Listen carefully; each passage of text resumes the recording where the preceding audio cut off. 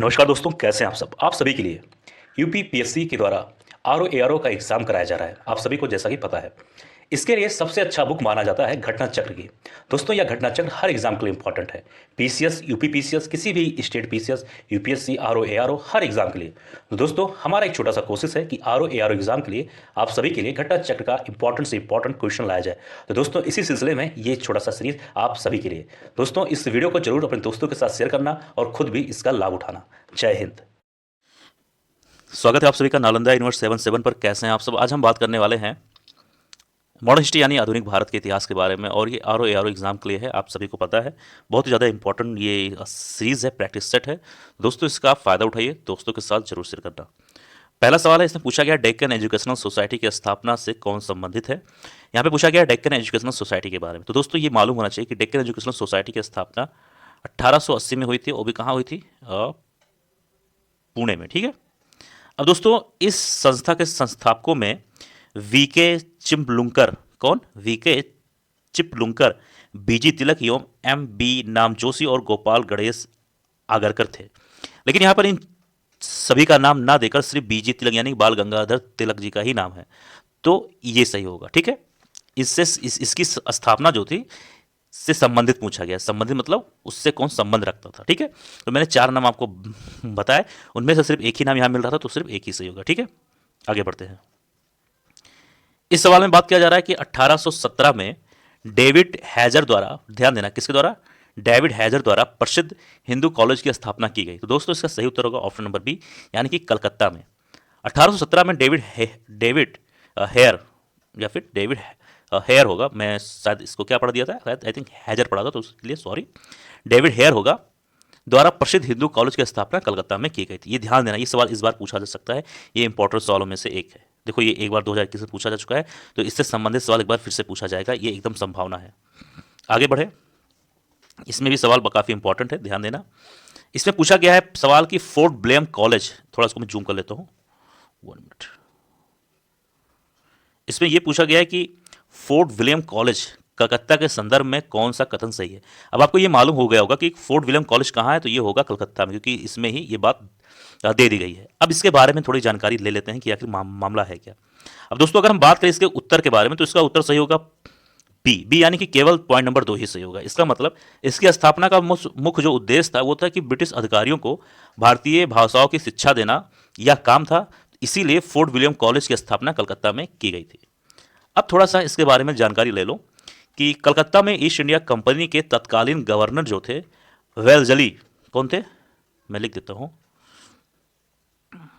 वेलजली। ठीक है। ये उस समय कलकत्ता में ईस्ट इंडिया कंपनी के तत्कालीन गवर्नर जनरल वेलजली द्वारा 10 जुलाई 1800 को फोर्ट विलियम कॉलेज की स्थापना की गई थी।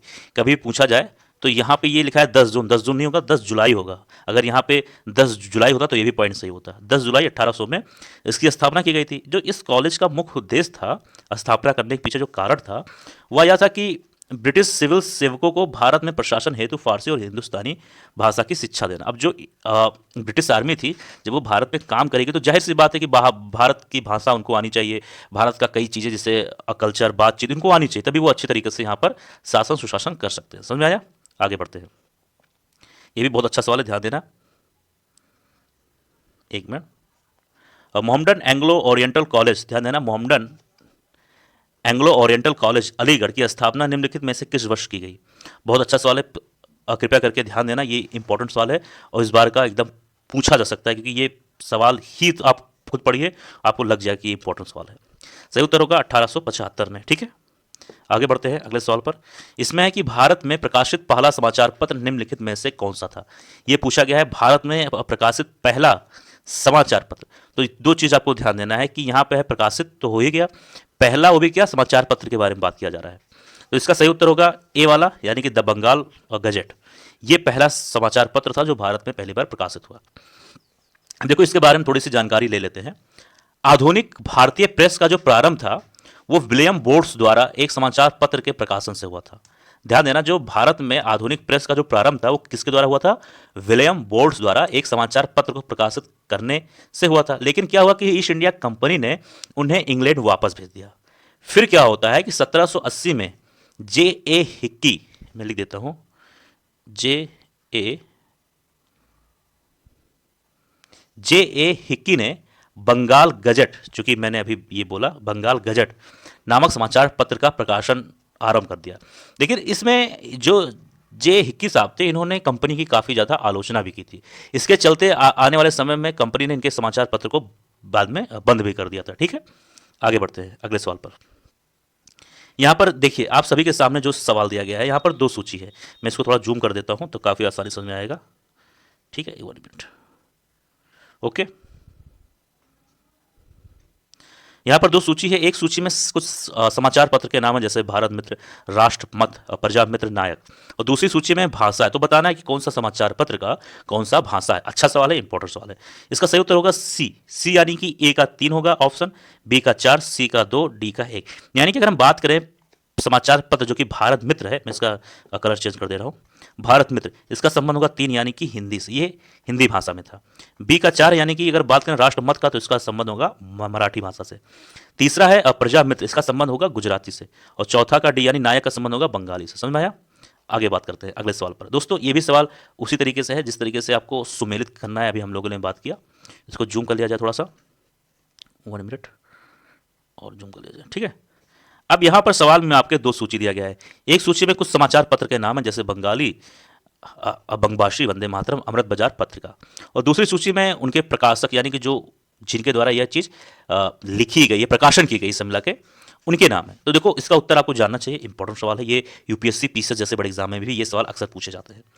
तो दोस्तों इसका जो सही उत्तर होगा, सही मायने में जिसका उत्तर होगा, 1 मिनट, वो होगा आपका बी यानी कि ए का 3, बी का 1, सी का 2, डी का 4। यानी कि अगर हम बात करें, 1 मिनट, बी का 3 है ना, यानी कि हम बात करें, नहीं सॉरी माफ करिए, ए का 3 है, 1 मिनट, ए का 3 है, बी का 1, सी का 2, डी का 4। यानी कि ए बंगाली जो समाचार पत्र है इसका संबंध होगा सुरेंद्र नाथ बनर्जी से।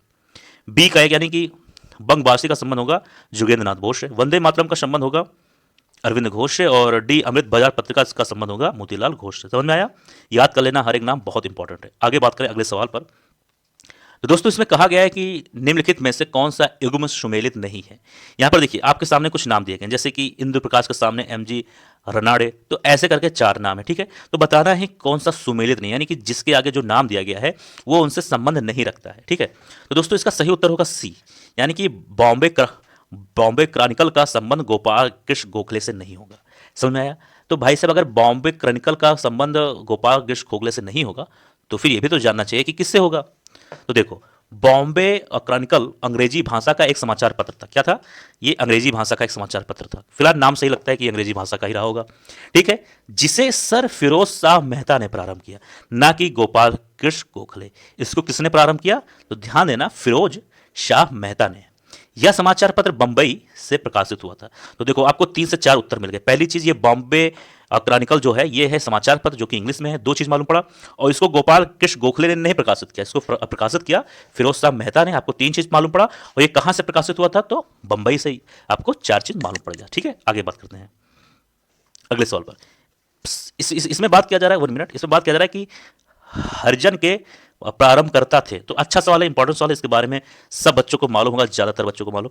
सही उत्तर होगा सी, गांधी जी। ठीक है, अब क्या हुआ कि गांधी जी ने साप्ताहिक समाचार पत्रों के रूप में, ध्यान देना, हर एक शब्द को ध्यान देना, मैं जो जो बोल रहा हूं, कि गांधी जी ने साप्ताहिक यानी कि 7 दिनों वाला जो साप्ताहिक होता है, समाचार पत्रों के रूप में हरिजन को अंग्रेजी में, हरिजन बंधु को गुजराती में, जबकि हरिजन सेवक को हिंदी में प्रारंभ किया। यानी कि इन्होंने समाचार पत्र, गांधी जी ने एक साप्ताहिक समाचार पत्र को प्रकाशित किया, जो कि अंग्रेजी का जो था उसका नाम था हरिजन, और जो गुजराती भाषा में था उसका नाम था हरिजन बंधु, और जो हिंदी भाषा में था उसका नाम था हरिजन सेवक। समझ में आया? आगे बात करते हैं, ये इंपॉर्टेंट सवाल है। इसमें कहा जा रहा है कि निम्नलिखित में से कौन सा एक जर्नल अबुल कलाम आजाद द्वारा प्रकाशित है? कौन सा है कह सकते हो कि प्रकाशन है जो जिसके जो मतलब जिन्होंने, देखो सुनो, लिखा है निम्नलिखित में से कौन सा एक जर्नल अबुल कलाम आजाद द्वारा प्रकाशित है। यहाँ पर नीचे कुछ नाम दिए गए हैं। ठीक है, कुछ समाचार पत्रों के नाम है, तो बताना है कि इसको किसने प्रकाश, मतलब इसको कौन सा समाचार पत्र है जिसका प्रकाशन जर्नल अबुल कलाम आजाद जी ने किया। समझ में आया? थोड़ा सा मिस्टेक हो जाता है यार, ये सब नॉर्मल चीजें हैं। अब देखो इसका सही उत्तर होगा ए, यानी कि अल हिलाल। अब देखो अल हिलाल से संबंध रख लो, देखो क्योंकि जनरल अबुल कलाम आजाद है तो कहीं ना कहीं तो इनका नाम अल हिलाल से ही संबंधित हो जाएगा। ये एक याद करने की ट्रिक है। क्या हुआ कि अबुल कलाम आजाद ने 1912 में उर्दू साप्ताहिक जर्नल अल हिलाल का प्रकाशन किया। पहली चीज ये जान लो कि ये उर्दू है, खैर नाम से ही लग रहा है। और कब प्रकाशित हुआ? 1912 में, ठीक है। और किसके द्वारा? जनरल अबुल कलाम आजाद द्वारा, ठीक है। आगे बात करते हैं अगले सवाल पर। इसमें है कि नीचे स्वाधीनता संग्रामियों तथा उनके द्वारा प्रारंभ समाचार पत्र के नाम दिए गए हैं। इसमें ये बता रहे हैं कौन सा जोड़ा गलत है। इसका मतलब 4 में एक जोड़ा गलत होगा, बाकी 3 सही होंगे, लेकिन हमें क्या बताना क्या है? गलत। तो इसका सही उत्तर होगा डी, यानी कि महात्मा गांधी जो है, मैं यहाँ पर कर दे रहा हूँ भाई, ये जो डी है इसका यही होगा, यानी कि महात्मा गांधी ने 10 जो समाचार पत्र था उनका नाम द पायनियर नहीं था। समझ में आया? इसमें क्या पूछा गया, कौन सा गलत? तो गलत में यही होगा, लेकिन ये गलत हो गया। इसका मतलब 3 सही, यानी मौलाना आजाद जी ने जो समाचार पत्र प्रकाशित किया उसका नाम था अल हिलाल, ये यहाँ से याद कर लो। और लोकमान्य तिलक के द्वारा जो प्रकाशित किया गया था उसका नाम था केसरी। खैर आसान चीज़ है, याद कर लोगे, आप लोगों ने अक्सर कहीं ना कहीं सुना होगा। तीसरा है जवाहरलाल नेहरू जी का संबंध होगा नेशनल हेराल्ड से, ठीक है। अगर महात्मा गांधी जी का संबंध द पायनियर से नहीं होगा तो फिर किससे होगा? ये भाई जानने की बात है। तो देखो ध्यान सुनना, जो द पायनियर समाचार पत्र है इसका प्रारंभ 1865 में इलाहाबाद से जॉर्ज एलन ने किया था। किसने किया था? द पायनियर समाचार पत्र का जो प्रकाशित है, जो प्रकाशन है, ये 1865 में शुरू हुआ था। कहाँ से? इलाहाबाद से, जो कि आज इसका नाम है प्रयागराज। और इसको प्रकाशित करने वाले थे जॉर्ज एलन। कौन थे? George Allen. जबकि जो महात्मा गांधी जी द्वारा जो प्रकाशित समाचार पत्र हैं उसके नाम है इंडियन ओपिनियन, हरिजन यंग इंडिया और नवजीवन। अगर महात्मा गांधी जी के बारे में कोई पूछ ले तो उनका नाम होगा इंडियन ओपिनियन, पहली चीज, हरिजन यंग इंडिया दूसरी चीज, और तीसरा है नवजीवन। ये 3 समाचार पत्र हैं जो महात्मा गांधी जी के द्वारा प्रकाशित किए गए थे। समझ में आया? आगे बढ़ते हैं। अच्छा सवाल है। इसमें देखिए 2 सूची दिया गया है। 1 मिनट, 1 मिनट। हाँ, इसमें 2 सूची दिया गया है, ठीक है। एक सूची है, दूसरी सूची है, तो आपको सही सूची का मिलान करवाना है, ठीक है। अब देखो मैं इस पे ऑप्शन पे जाऊंगा तो लंबा हो जाएगा, मैं यही से मिलान कर दे रहा हूँ। इसका संबंध जो होगा, सबसे पहले सूची में कुछ नाम दिए गए, दूसरी सूची में कुछ नाम दिए, यानी कि जो इसमें कुछ समाचार पत्र हैं और इनमें नाम दिया गया जिन्होंने ये समाचार पत्र को प्रकाशित किया। तो इसका सही उत्तर का जो मिलान होगा, समाचार दर्पण जो है इसका संबंध होगा जेसी मार्शमैन से, यानी समाचार दर्पण को किसने प्रकाशित किया? तो जेसी मार्शमैन ने। बी है मिरात उल अखबार, इसका संबंध होगा राजा राम मोहन राय। तीसरा है सी केसरी, इसका संबंध होगा बीजी तिलक। और यंग इंडिया का संबंध होगा महात्मा गांधी। आगे बढ़ते हैं अगले सवाल पर। यहाँ पे निम्नलिखित युग्मों में से कौन सा सुमेलित नहीं है? सेम सवाल है जिस तरह पूछा गया है। एक है जिसको सही सुमेलित नहीं, यानी कि एक गलत होगा तो 3 सही होंगे, आसान सी बात है। तो इसका संबंध होगा डी, यानी कि कौमी आवाज का संबंध अबुल कलाम आजाद जी से नहीं है, क्योंकि इन्होंने कुछ और ही लिखा था। इन्होंने लिखा था अल हिलाल, ना कि कौमी आवाज, ठीक है। तो भाई अगर इनका संबंध इससे नहीं है तो फिर किससे है? कौमी आवाज का संबंध किससे है, ये भी तो जानना चाहिए। तो दोस्तों कौमी आवाज जो है ये उर्दू नामक कह सकते हो कि एक प्रकाशन था जो कि 1945 में जवाहरलाल नेहरू तथा रफ़ी अहमद किदवई द्वारा लखनऊ से प्रारंभ किया गया था, जो कि बाद में आगे चलकर 2008 में यह अखबार बंद भी हो गया था। ठीक है, समझ में आया? तो कौमी आवाज़ का संबंध जवाहरलाल नेहरू जी से और रफ़ी अहमद किदवई से है, जो कि लखनऊ से प्रारंभ किया गया था 1945 में। ठीक है, ये तो हो गया मतलब जो सही सुमिलित नहीं था। इसका मतलब ये जो है एक दूसरे के सामने जो नाम दिए गए ये सब एक दूसरे से संबंधित हैं, ध्यान देना। आगे बात करेंगे, अगला सवाल इंपॉर्टेंट है।